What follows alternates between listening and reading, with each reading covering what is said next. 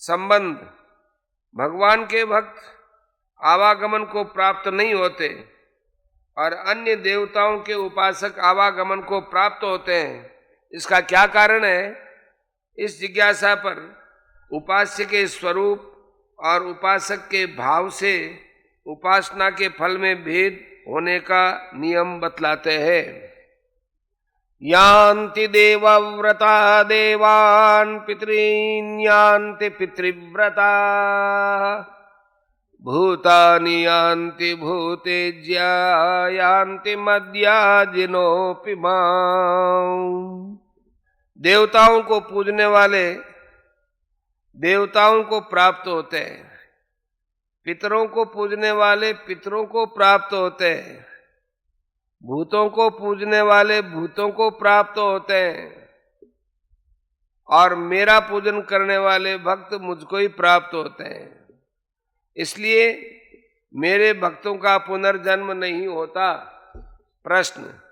देवव्रता पद किन मनुष्यों का वाचक है और उनका देवों को प्राप्त होना क्या है? उत्तर। देवताओं की पूजा करना, उनकी पूजा के लिए बतलाए हुए नियमों का पालन करना, उनके निमित्त यज्ञादि का अनुष्ठान करना, उनके मंत्र का जप करना और उनके निमित्त ब्राह्मण भोजन कराना इत्यादि सभी बातें देवताओं के व्रत हैं। इनका पालन करने वाले मनुष्यों का वाचक देवव्रता पद है। ऐसे मनुष्यों को अपनी उपासना के फलस्वरूप जो उन देवताओं के लोकों की, उनके सदृश भोगों की अथवा उनके जैसे रूप की प्राप्ति होती है, वही देवों को प्राप्त होना है। प्रश्न।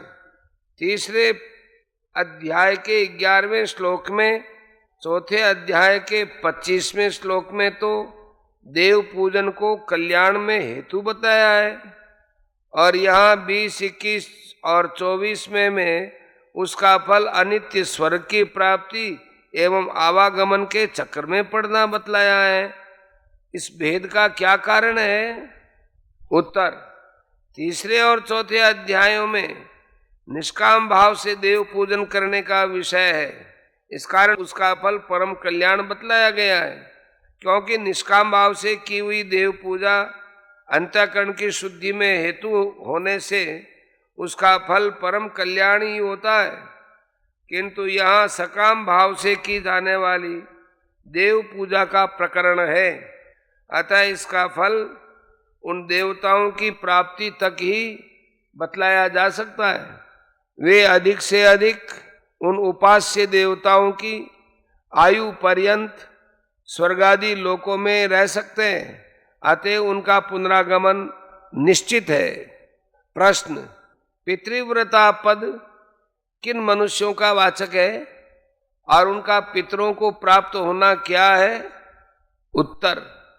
पितरों के लिए यथाविधि श्राद्ध तर्पण करना, उनके निमित्त ब्राह्मणों को भोजन कराना, हवन करना, जप करना, पाठ पूजा करना, उनके लिए शास्त्र में बतलाए हुए व्रत और नियमों का भली भांति पालन करना आदि पितरों के व्रत है और इन सब के पालन करने वालों का वाचक पितृव्रता पद है।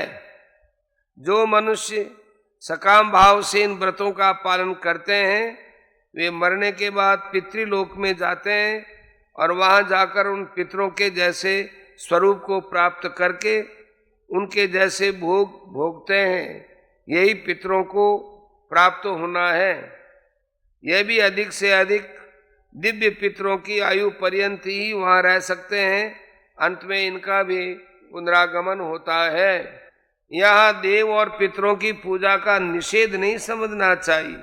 देव पूजा, पितृ पूजा तो यथाविधि अपने अपने वर्णाश्रम के अधिकार के अनुसार सबको अवश्य ही करनी चाहिए, परंतु वह पूजा यदि सकाम भाव से होती है तो अपना अधिक से अधिक फल देकर नष्ट हो जाती है, और यदि कर्तव्य बुद्धि से भगवत आज्ञा मानकर या भगवत पूजा समझकर की जाती है तो वह भगवत प्राप्ति रूप महान फल में कारण होती है। इसलिए यहाँ समझना चाहिए कि देव पितृकर्म तो अवश्य करें, परंतु इनमें निष्काम भाव लाने का प्रयत्न करें। प्रश्न, भूतेज्या पद किन मनुष्यों का वाचक है और उनका भूतों को प्राप्त होना क्या है? उत्तर, जो प्रेत और भूतों की पूजा करते हैं, उनकी पूजा के नियमों का पालन करते हैं, उनके लिए हवन या दान आदि जो भी कुछ करते हैं, उनका वाचक भूतेज्या पद है। ऐसे मनुष्यों का जो उन भूत प्रेत आदि के समान रूप भोग आदि को प्राप्त होना है, वही उनको प्राप्त होना है।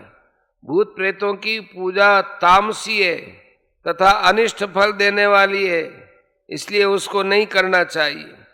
प्रश्न, यहाँ मध्याजिनय पद किनका वाचक है और उनका भगवान को प्राप्त होना क्या है?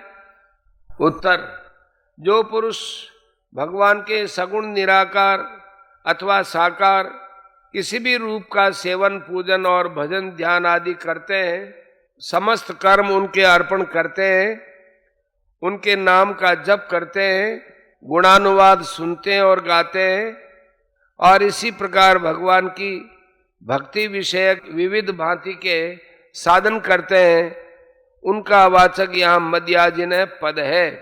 और उनका भगवान के दिव्य लोकों में जाना, भगवान के समीप रहना, उनके जैसे दिव्य रूप को प्राप्त होना अथवा उनमें ही लीन हो जाना, यही भगवान को प्राप्त होना है।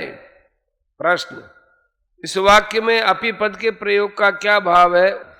उत्तर, अपि पद से भगवान ने ये भाव दिखलाया है कि मेरे निराकार साकार किसी भी रूप की निष्काम भाव से उपासना करने वाला मुझको प्राप्त होता है।